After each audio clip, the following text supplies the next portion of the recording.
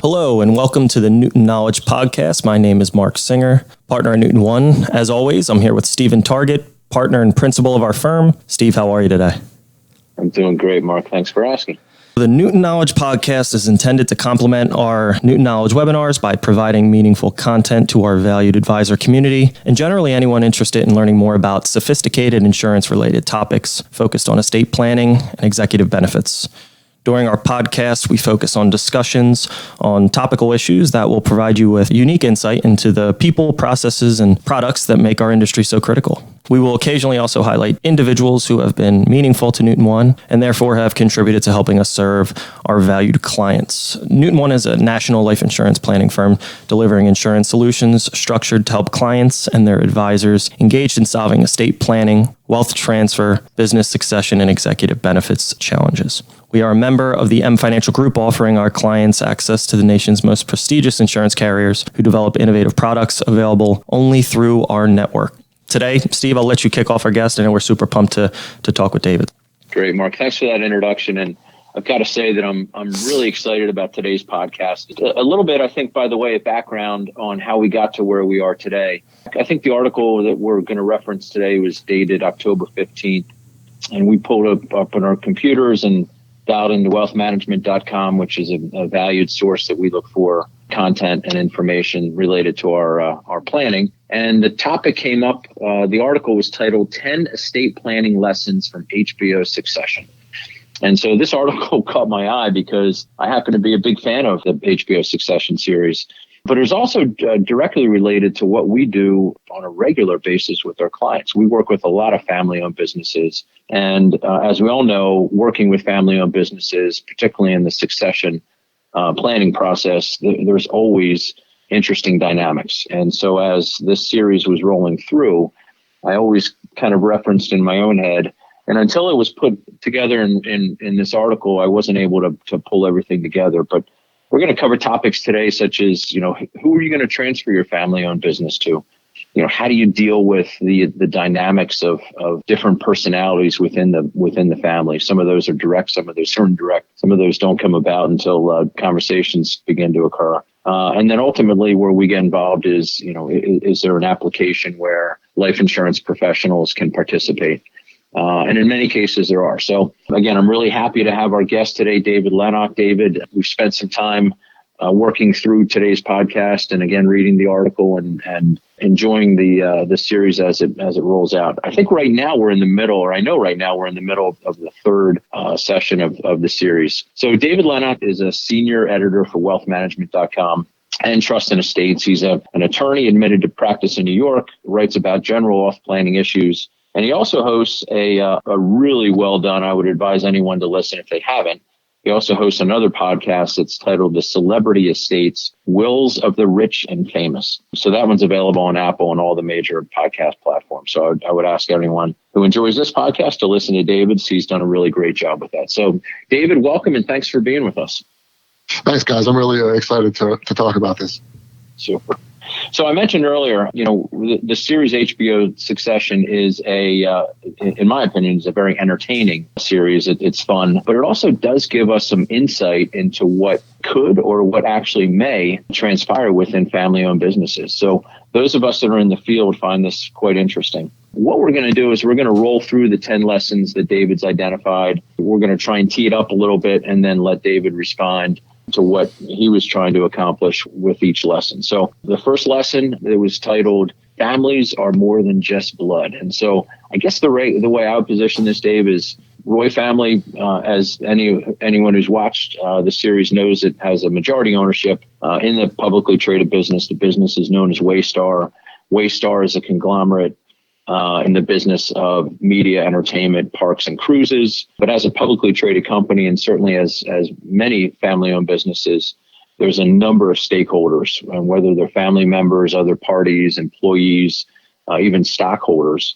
And so all the decisions that take place here that we think about a quote unquote family-owned business are impacting other people. So I guess the question is, or comment is, when we're dealing with the transition of a company, there's a lot of different parties that are involved. And from a planning perspective, the term family may also have been expanded. So when you started off with this first lesson, is that in part what you were referencing?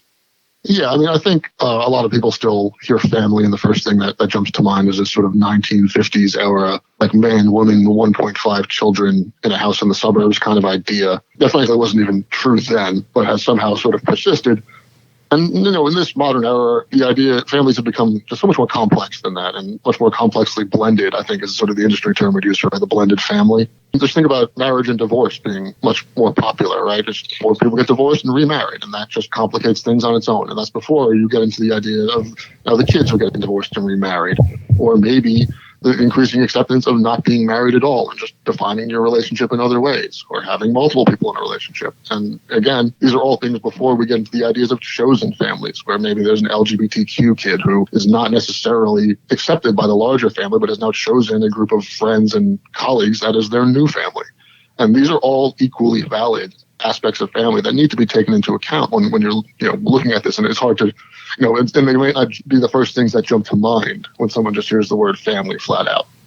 Yeah, so the recognition is a lot of what we're trying to bring the attention to here. Lesson number 2, mind the steps. As we think about family dynamics, we all know that sometimes family dynamics can be emotional. It can certainly be complicated and become potentially more complicated when there's internal conflicts.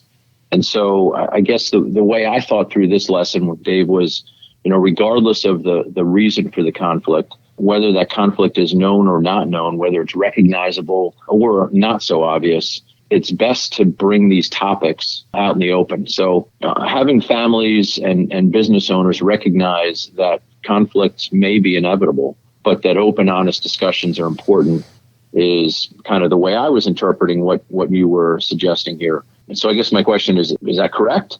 And if it is, are there any particular steps that you've experienced as an estate planner that can potentially help families avoid such conflicts? Yeah, so this one was brought up sort of by the role of Marsha in the show, right? The stepmother. And obviously, like the step family being hating each other is sort of like a cliche, right, is all this time. But a lot of cliches are that for a reason. And so this is just one of the many reasons that people can fall into conflict. And communication is the obvious answer. I could answer every question you're going to ask me today with, communication is the answer. Be open, talk amongst the family. It's always the answer. It's also the hardest thing to engage in for a number of reasons. But I think the first thing here is to realize this idea that there not only are there problems that you can identify, but there are also problems that you can't. And that just be cognizant that things may come up. And try to be cognizant of what the connective tissues are in any given family, right? We just got done talking about how families are becoming more complexly blended. And you look in the case of the Roys, you have to look at what actually brings these people together. For some of them, it is blood. But for some of them, there's maybe one person or one business. And that's the only reason that they're in each other's orbit at all. And otherwise, they have nothing in common.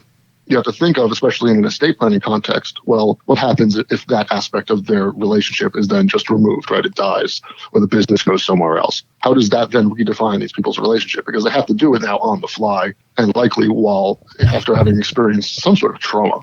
And so be cognizant of what this process is going to look like, and the idea that it's just going to be messy no matter what is a really good first step towards sort of being as prepared as you can for this sort of thing. And Dave, I think transparency is a huge factor in that as well. As advisors, whatever you may be consulting on, estate planning, insurance, finances, real estate, whatever it may be, similar to a relationship, tough conversations are inevitable, and having them at the appropriate time is imperative. And I think it's a good segue to the next lesson. First generation wealth creators can be particularly troublesome. So Logan Roy is an immigrant American dream, like The Godfather, but I guess I would say legal for the most part. For the most part. Yeah. So I just finished up to season 2, so not sure how 3 goes, but I'm looking forward to it. But so far, there's some legality issues going on, but for the most part, legal. So the very qualities and characteristics that have made Logan such a fortune are also some of the reasons his relationships with his kids aren't, let's say, ideal or the best at times, and it creates somewhat of a disconnect, or who should be next in line, even if it's one of his kids at all, which it's alluded to multiple people outside of the family as well. So I guess in your words, why do you believe it's imperative to have tough conversations sooner than later in a healthy relationship from an advisor perspective? These first-generation wealth creators, we could just call them family business owners if we want to use a term that sounds a little less like a CPAC talking point. But it's the immigrant story. The tale is all the time the actual American dream, right? They come here, in Logan Roy's case, he's from Scotland, I believe. But it does not necessarily be an immigrant. It's just anyone who comes from less and then creates more. A lot of times, the pattern is, I'm doing this for my children. I'm throwing my entire life into this business so that my family can have a better life. And that's genuine at the time, normally. But as time goes on, the necessary realities of creating a successful business, this creator ends up spending a lot of time in the business and not a lot of time with their family. And so even though they're doing this nominally for their family, at a certain point, there's a shift where the business becomes more important to them than the family, even if they don't realize it. And a lot of that is because now their identity becomes tied up in the business itself. And this is a very difficult thing to unravel because they likely don't recognize that. They love their family. They did this for their family. You'll hear that refrain over and over, and it's not untrue. They're not lying. They've sort of gotten so tied up in the business that it becomes difficult for them to then let go and separate what the best for the business is versus what's best for the family. And furthermore, it just becomes really hard for them to even think of the business in the way that doesn't include themselves because, again, their identity has become so tied up in it. They are the business is them. And whether that's actually true or not depends on the person. But more often than not, it isn't. And what's best for the business is for that founder to eventually step away. But a lot of times they're just not even capable of thinking about that because that's not the line of thought that made them so successful in the first place. That's a great point, and it's another perfect segue to the next lesson. Time is undefeated. So having those conversations sooner than later, for the reality for all of us, and being in the insurance business, we unfortunately have to have these conversations a lot, is time's undefeated. Now, when you're going to go, we don't know, but we can plan accordingly and put assets in certain vehicles and areas to help get to your goals and objectives. And I guess with Logan Roy being the individual who he is extremely capable CEO at times, and then, can't decide if he needs to go to the bathroom or not. Having that conversation very delicately is a tough thing to do. So I guess, what are your thoughts on articulating that to someone who has created this huge fortune, their baby essentially, and, things are great now, but they may not be great 10, 15 years down the line? So yeah, this is, an exceptionally difficult conversation to start. I think most normal people would equate this to non-business owners, sort of the taking the keys away conversation, except this is sort of magnified because the people, your grandparents who you're taking the keys away from, don't have their entire identity tied up in their car necessarily. But in this case, it's better to do it much sooner when you can sort of appeal to logic and better business sense. So try to do these things when someone is in their 40s or 50s, long before they start to get insecure about their mounting sort of lack of capacity or their fear of death, and especially long before any of that actually starts manifesting and making things even more difficult and also more open to legal challenge, which is another major component of all this, right? Any plans that you put in or you try to enact when someone is already showing signs of lack of capacity is just a wide open sue me sign basically on them for whoever doesn't like them. Lesson number 5, Dave, is family isn't always the best choice to lead a family business. And so, as we work through and as the Roys work through, in some cases, this is easy to recognize, may be difficult to execute. In other cases, maybe parents are clouded with unreasonable assessments of their family members. I think what's interesting in the Succession series is it seems to me like Logan early on kind of gets the idea that he's either not sure or he feels like maybe nobody is prepared to take over the family business. So are there any lessons as we go down this path that business owners, the founders, can take away that can be potentially applied to future leadership choices? Yes, this is the main conflict of the show, right? And also I think this is sort of like one of the most useful things the show illustrates is this idea that the idea of a family business doesn't necessarily mean that the family runs every aspect of the business. It can be, the family can still be involved in the business without being in charge necessarily of the business. And a lot of questions, sometimes the question people come up with about this show is like, does Roy love his children, right? And I think the answer to that is clearly yes, because he still maintains this idea that he wants to pass the business on to them. Like I said earlier when we were talking about, minding the steps and these things, this idea of I did it for my family. That's true. He did it for his family. He still thinks that. And that's why he's maintaining this fantasy that one of these 3, frankly, idiots that are his kids, all of whom are completely incapable of running this business in their own specific ways, maintains this fantasy that, this is why I built the business, was to eventually hand it off to one of my kids, even though he no longer wants to do that, and none of these kids are capable of actually doing it. So there are many other ways, if you have the sort of self-awareness or an advisor to step in and listen, like, you want to keep these kids involved. There are other ways other than actually being the CEO of the company. They can be involved in a charitable arm. They can be involved in on a board member sort of way. There's multiple other ways to keep the family involved. The best business decision for a lot of family businesses is just to bring in an outside CEO who knows the business better and is more just generally capable than maybe the son or daughter or whoever has just happened to be born first amongst the children. That's a great point. Lesson 6 is one that you actually reference in your article as being one of your favorite lessons or maybe favorite moments. And it's the strength of the healthcare proxies and powers of attorney.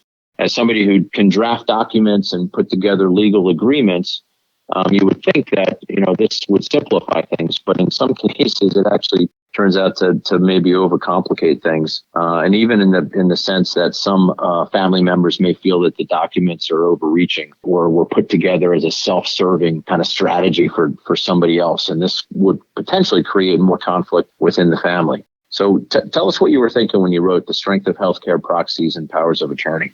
So, this episode, when Marcia sort of flexes her muscle when Logan's put in the hospital, and she just shows her ability because she has these documents in place to just completely shut out the rest of the family if she wants to and just be in complete charge. I think it's meant to be presented a little bit as sort of sinister, but I view it as like a really powerful application, a powerful demonstration of just how important these documents are. Because I think that a lot of it, when you talk about estate planning with people, a lot of discussions around estate planning end up necessarily being discussions of wills and trusts.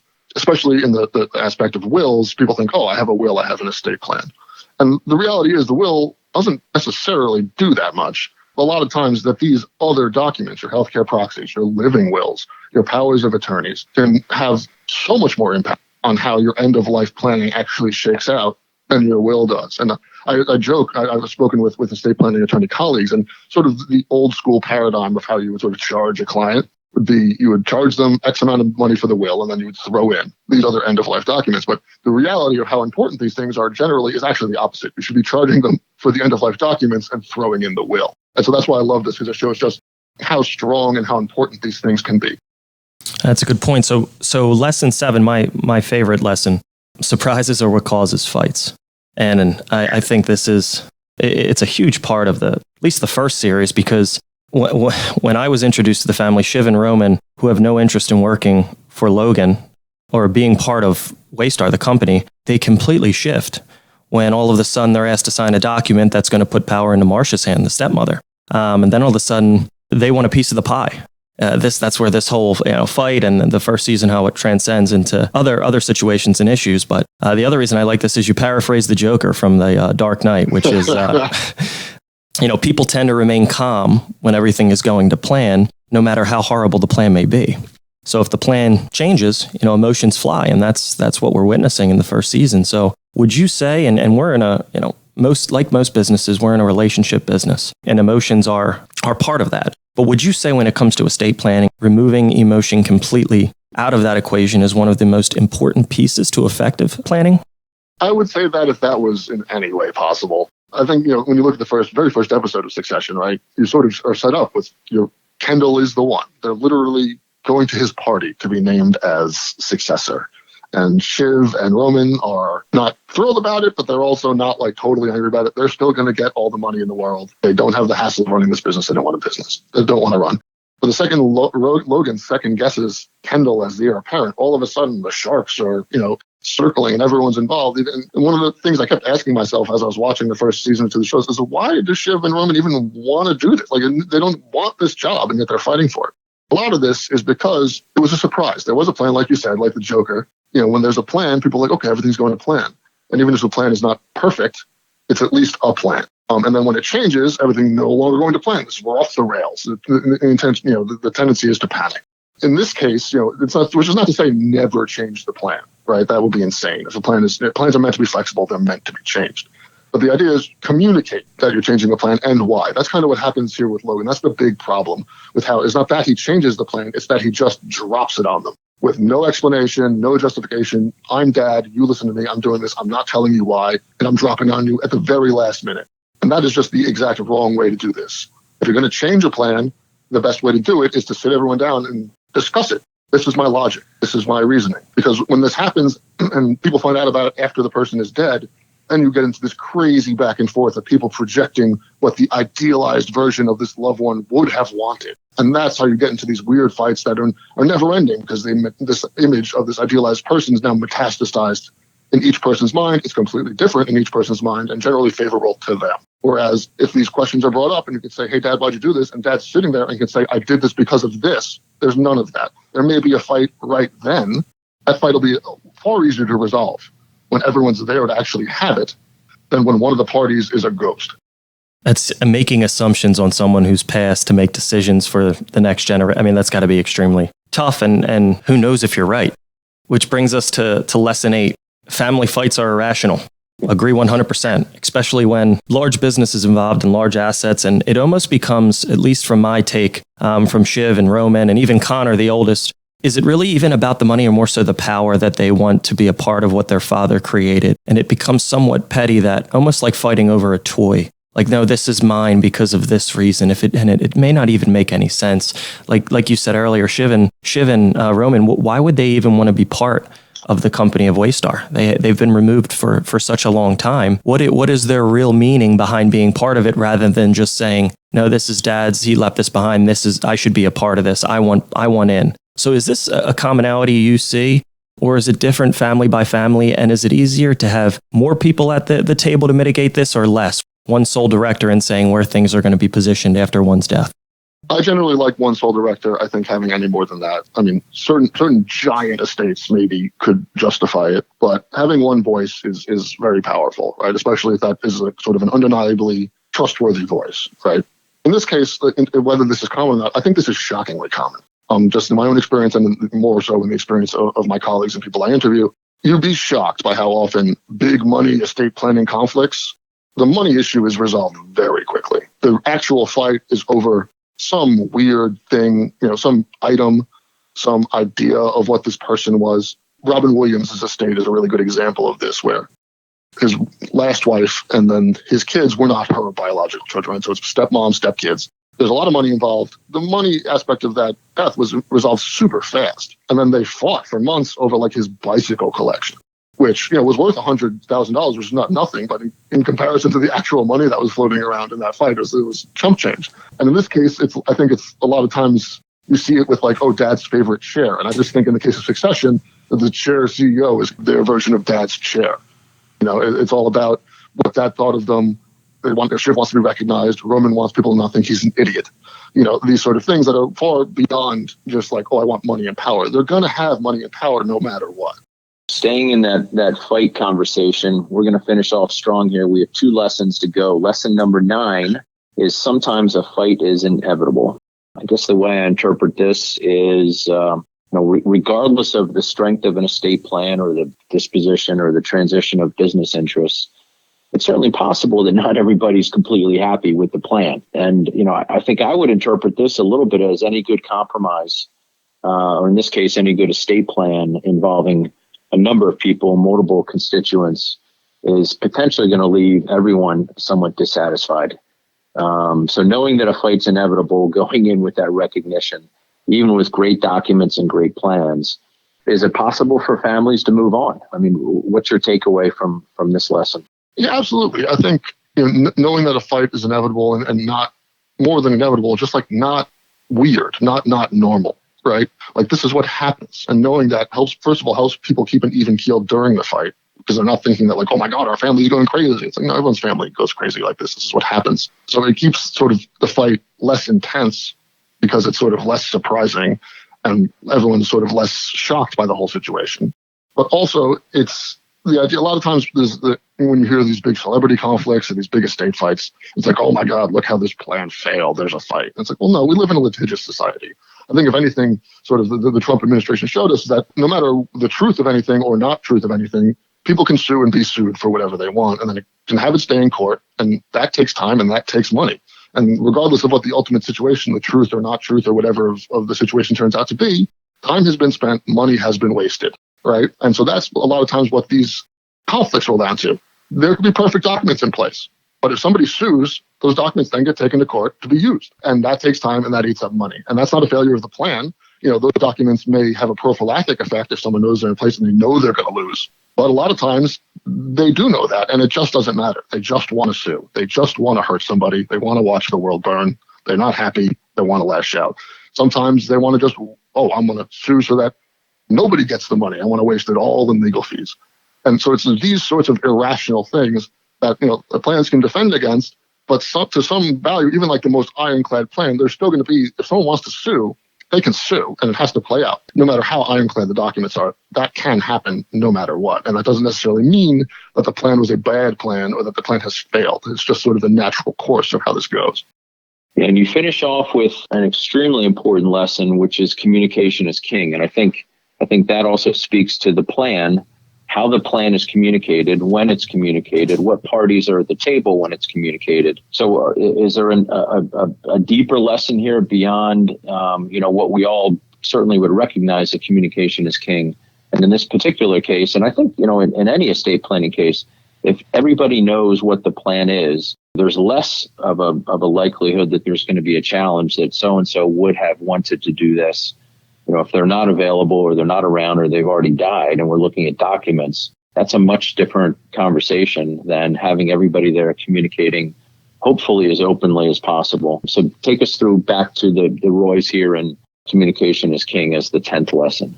Yeah, so as I mentioned before, this idea of what mom would have wanted or what dad would have wanted or what ex-dead person would have wanted is sort of the genesis of fights that never end, right? Because it's not provable in any way. And it's too personal to ever really resolve, and the person's not there to resolve it. So that's one thing. Just having that communication at the beginning, you can kind of hash out undeniably what mom or dad or ex-person would have wanted. But even more than that, it adds an element of collaboration to the process, right? Where even if you get to a result that you're not thrilled with, if you had a hand in it, so just through talking about it or having input, you're less likely to be completely upset about it, right? You have played a role, you had a seat at the table, it maybe didn't go the way you wanted, but you had your say already. And so that will not completely make people not sue, but makes people less likely because, okay, well, this is the plan that I participated in. I had a role in this, and this is how it turned out. This is what the family decided. Where you get in trouble is, as I mentioned before, with the surprises and when nobody knows the plan and it's just dropped in their lap by some guy in a suit who they never met after someone dies. And then that's where you really get the shock and awe and the crazy fights break out. And the other aspect of this communication being king is we talk about a lot of problems. It's impossible to anticipate every problem that could possibly come from the estate, right? I mentioned earlier, I want dad's chair, right? Sometimes the people who do that, they don't know that. They don't know, they haven't sat there their entire lives lusting over dad's chair. Someday I'm going to get it. That just struck them after he was dead. They never knew it until it was right in front of them. And there's no way for a plan to anticipate that. But one way to anticipate that is to start these conversations. Because the thing about estate planning conversations, even though they're very difficult to start, because death, money, family, these are uncomfortable things to talk about. Once you start them, they have a knock-on effect. They snowball, right? And so even as the advisor, once you get the conversation started, that conversation will then continue when you're not sitting there amongst the family because now you've got the ball rolling. And that will then continue for years and years and years. And it will uncover a lot of these underlying issues that otherwise you would have never been able to anticipate. And no matter how good your document drafting skills are, that's really the most important part about communication is that it has this knock-on effect where it begets more communication down through the generations of the family that then helps you sort of anticipate and just cut off problems that you never could have anticipated before they happen. David, thank you so much for being with us today. We really enjoyed your article. We certainly like the series quite a bit. Maybe there'll be another one that you produce after season 3 is completed. I don't know, but that would be fun to read as well. And beyond the entertainment here, I think we all learned some great lessons, at least the 10 lessons that you presented us with. So thank you again for being with us. I'll throw it back to you and ask if there's anything that you'd like to close with, or are there any other thoughts that you'd like to share? Yeah, thanks so much. This has been a real pleasure, guys. In terms of closing thoughts, one of the things, estate planning is tough to talk about. It's like you rolled up everything that everyone's greatest fears are, minus public speaking, into one ball and then said, okay, go.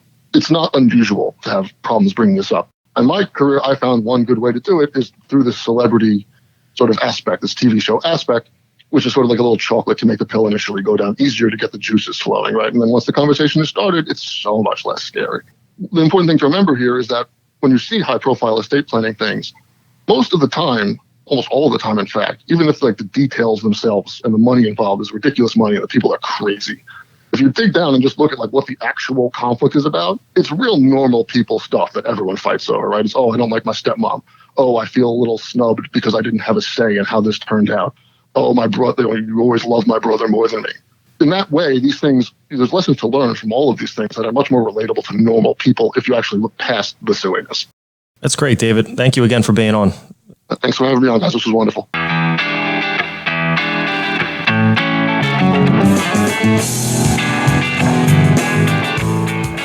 The material and opinions voiced are for general information only and are not intended to provide specific advice or recommendations for any individual. To determine what is appropriate for you, please contact a member of our team. Sorry about that.